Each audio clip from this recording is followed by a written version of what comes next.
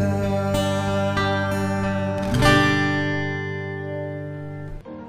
Barusan yang kalian lihat dan dengar adalah sepenggal bait lagu dari Mars SMPN 31 Kota Tangerang. Bapak harap kalian semangat belajarnya, karena kalian sekarang ini sudah menjadi warga SMPN 31 Kota Tangerang. Nah, kali ini bertemu dengan Bapak ya dalam acara MPLS. Sebelum Bapak berbicara terlalu jauh, Bapak akan mengenalkan diri dulu. Nama Bapak Pak Niko. Bapak mengampu bimbingan dan konseling. Kali ini Bapak ditugasi oleh kepala sekolah untuk memberikan materi MPLS dengan tema tata krama. Oke, langsung saja ya, tata krama. Kita akan mulai dengan pengertiannya. Tata krama. Tata berarti adat, aturan, norma atau peraturan.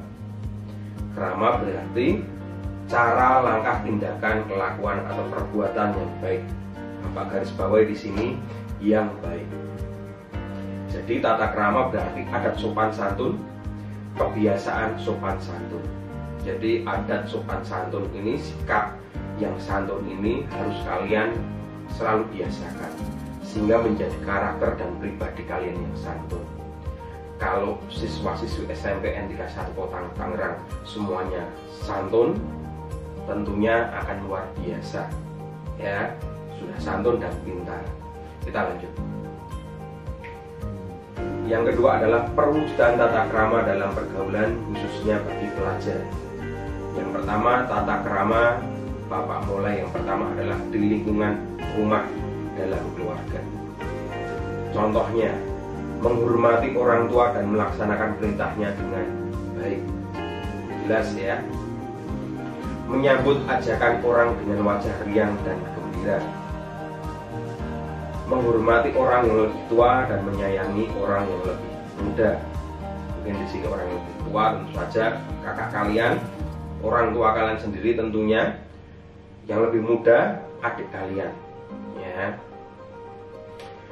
Bila diajak bicara harus memperhatikan.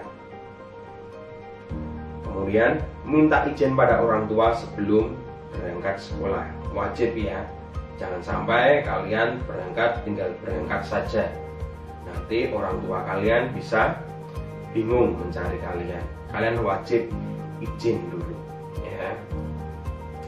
Mengucapkan salam bila masuk dan keluar rumah. Oke. Kemudian yang kedua, tata krama di lingkungan sekolah. Kalian tentunya selain sebagai anak juga sebagai siswa atau peserta didik. Tentunya di SMPN 31 Kota Tangerang pasti ada tata kramanya. Apa saja tata kramanya? Contohnya berikut ini. Bersikap sopan pada guru dan karyawan. Jelas ya dengan Bapak Ibu guru bagaimana sopan santun. Nah, ketika bertemu harus menyapanya dengan tulus, ya, memberi hormat. Dengan Bapak Ibu karyawan di sekolah juga, dengan teman-teman kalian juga ya. Mengucapkan salam bila bertemu guru, karyawan dan teman. Ini ya sedikit sudah Bapak singgung tadi. Saling menghargai antar teman. Kalau kamu mau dihargai, kalian harus bisa menghargai orang lain. Kemudian pertanyaannya, Pak, jika saya sudah menghargai dan orang lain tidak bisa menghargai saya, bagaimana?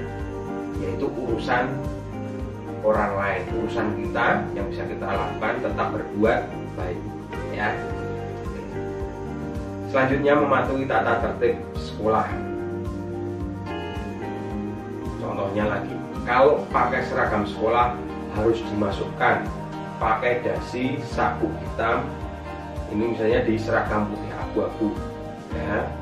Seragamnya harus lengkap agar kalau semuanya bisa lengkap, bisa rapi semua anak-anak kalau pas upacara gitu ya, atau berkumpul di lapangan itu bisa kelihatan rapi semua. Kemudian jangan lupa juga pada waktu olahraga pakailah pakaian olahraga. Nah, ini juga penting, termasuk salah satu bentuk dari tata krama di lingkungan sekolah. Nah, terkait dengan pandemi corona, di sekolah juga ada tata keramanya. Kalian wajib menggunakan masker dan juga face shield ya, untuk menghargai diri sendiri, keselamatan diri sendiri dan orang lain ya. Oke. Cuci tangan menggunakan sabun, atau kalian bisa menggunakan alkohol atau disinfektan ya, mungkin ya. Kemudian menyapa dan memberi salam dengan tidak berjabat tangan. Kalau dulu bentuk tata krama di luar sekolah, setiap ketemu guru gitu kan, kita salaman ya anak-anak ya. Setiap pagi bapak ibu guru menyambut kalian di pintu gerbang dengan bersalaman satu persatu, menyapa kalian. Tapi sekarang sudah sebaiknya tidak bersalaman lagi, tetapi dengan melumpuhkan kedua telapak tangan, kemudian kita bisa selamat pagi Pak, selamat pagi Ibu, selamat pagi teman-teman, begitu ya. Kenapa ya? Memang kita tidak boleh bersentuhan karena baru ada pandemi virus corona. Oke. Kemudian membuang sampah pada tempatnya. Nah ini sekarang ini sudah tidak membuang sampah pada tempatnya lagi teman-teman, anak-anak ya, tetapi membuang sampah pada tempatnya sesuai dengan jenis sampahnya. Kalau sampah organik dibuang di tempat sampah yang warna hijau, anorganik ya dibuang di tempat sampah yang anorganik. Nah, yang organik itu apa contohnya? Sisa makanan ya pokoknya yang dia bisa cepat, yang bisa membusuk. Tapi kalau yang anorganik apa? Contohnya plastik, bekas kalian minum, makan ya, kemudian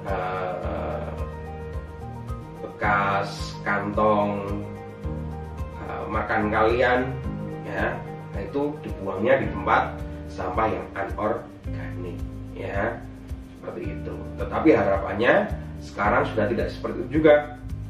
Lebih dari itu, kalian harus membawa bekal dari rumah. Kita harus meminimalisir sampah ya, sampah plastik, styrofoam ya, apalagi di sekolah kita sekarang baru akan mengikuti adiwiyata.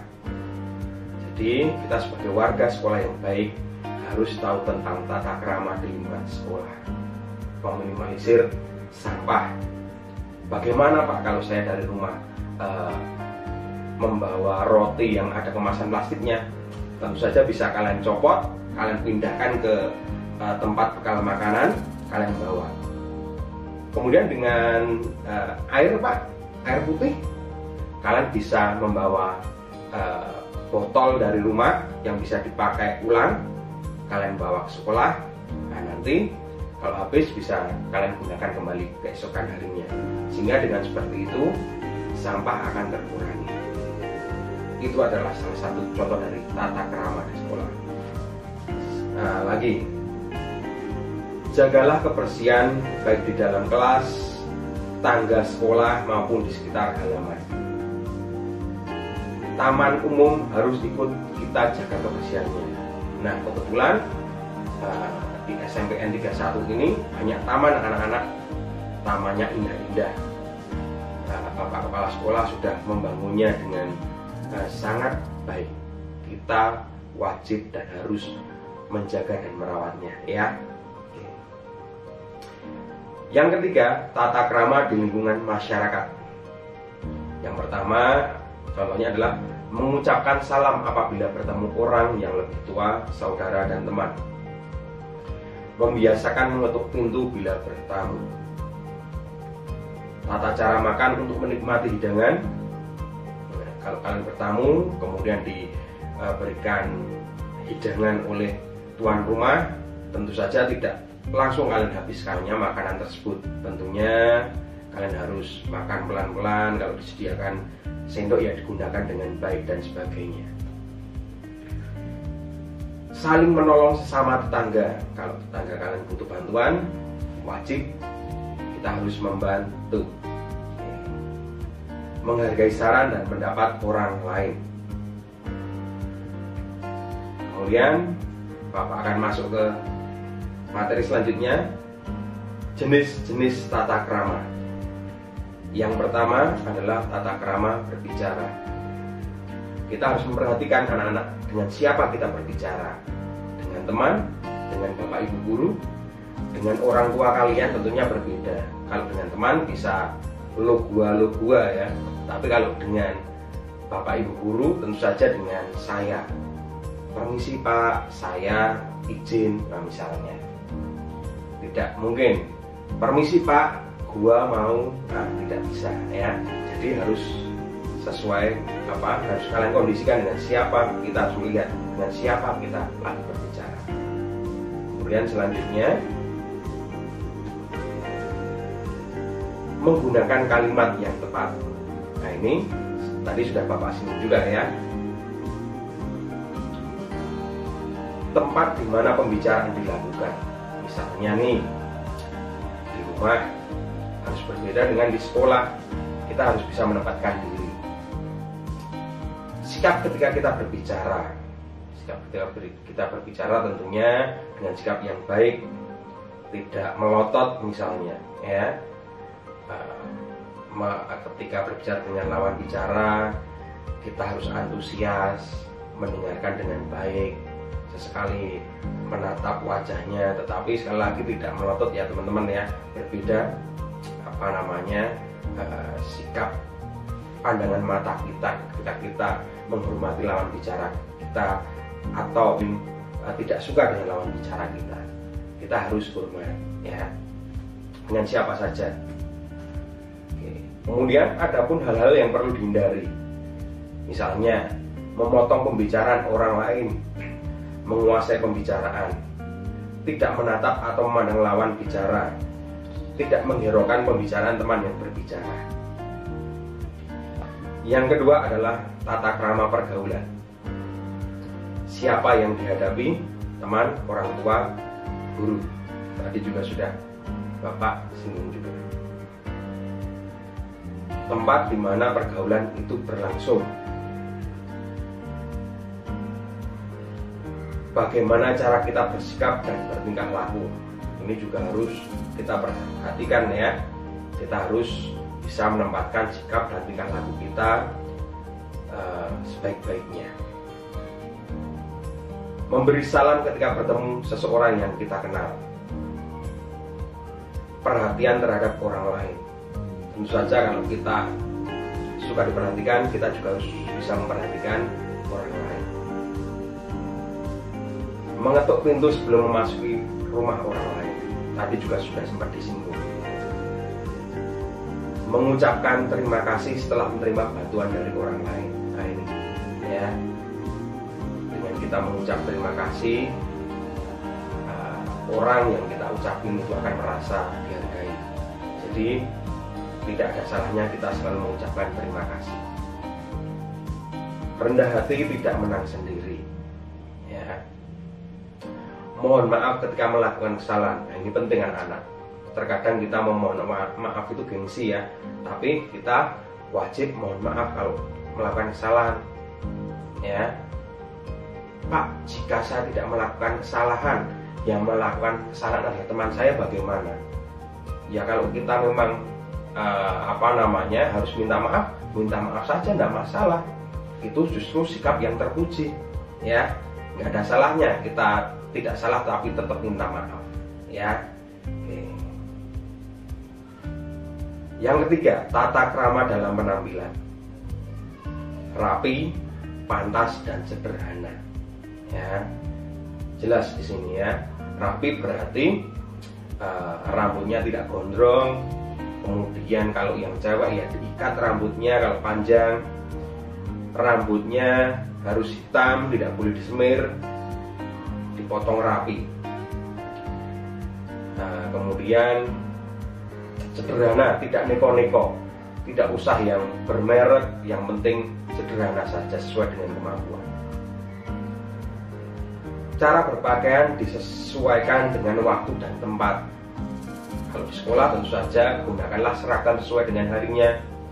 Di di rumah ya pakailah pakaian yang sopan, sederhana. Ketika kalian mungkin ketika berbelanja atau jalan-jalan di luar, pakailah pakaian yang nyaman untuk kalian tetapi sopan, dan lain sebagainya. Pilih pakaian yang tidak terlalu longgar dan tidak terlalu sempit. Kalau longgar nanti jadi gombrong ya, jadi kurang sedap dipandang juga. Tetapi juga jangan terlalu sempit juga, nanti bisa jadi mendapatkan pandangan yang kurang sopan, atau mungkin ketika kalian bergerak kurang bisa leluasa sehingga sobek. Jadi harus cari pakaian yang pas. Jangan asal mengikuti mode, karena belum tentu mode yang berlaku sesuai dengan keadaan. Ya, keadaan kalian, ya. Kita masing-masing punya keadaan yang berbeda-beda, ya. Jadi sesuaikan dengan kebutuhan, kemampuan kalian, ya. Yang penting sederhana, rapi dan pantas. Oke anak-anak, seperti itu sedikit Bapak ulas terkait dengan materi tata krama.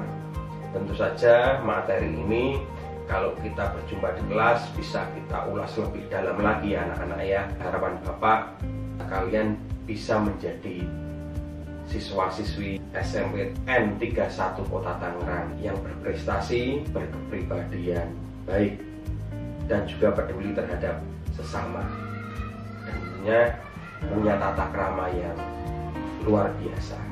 Bapak akhiri, sampai jumpa, tetap jaga kesehatan.